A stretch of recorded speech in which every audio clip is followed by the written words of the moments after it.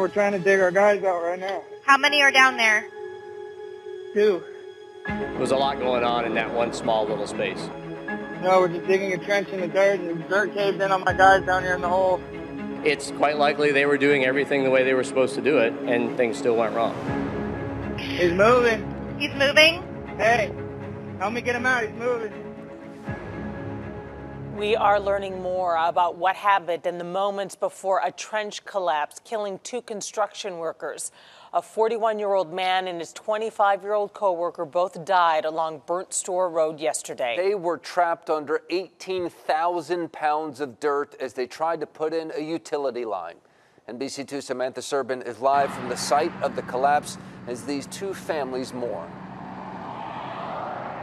This construction site is closed down today as OSHA investigates what happened here that led to the trench collapsing. You can see barriers now in place to block the hole, making sure no one else can get hurt. I think the last trench incident that we had in Charlotte County was about 14 years ago.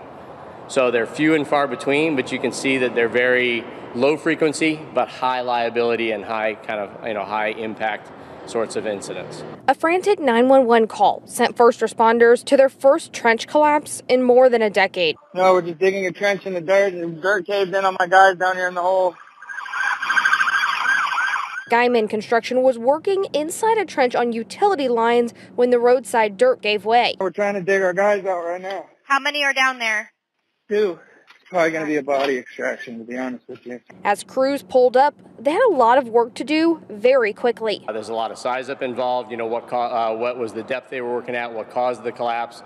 Are there things that can contribute to subsequent collapses? Lieutenant John Jensen says there wasn't a trench box in place when he arrived. First responders had to use their own boards to stabilize the area before going in for recovery. Trench situations are kind of unique rescue situations in that you have a tremendous amount of weight and in the soil that collapses, and you have a tremendous potential for subsequent collapses. The weight he's talking about is a lot more than you may think. We estimated there was about 18,000 pounds of soil on top of the second victim that we pulled out of the trench. One body was pulled out relatively quickly. The other was trapped for hours. Authorities confirm 41-year-old Marcus Santis Lopez and 25-year-old Brandon Colburn died inside the trench. It's quite likely they were doing everything the way they were supposed to do it, and things still went wrong.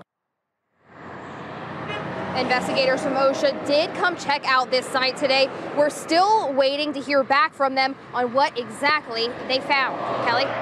Samantha, you said that Lieutenant Jensen told you that they were something about a trench box. Do you know why the crew wasn't using one, as he said, before the collapse? So the construction company that is on this site isn't sharing any comment right now, but Lieutenant Jensen says it's likely because of the way this particular trench is designed. They've got a lot of utility lines crisscrossing one another, so a typical trench box would be too big for a space so small, tight, and confined. I'm live in Charlotte County. Samantha Serbin, NBC2.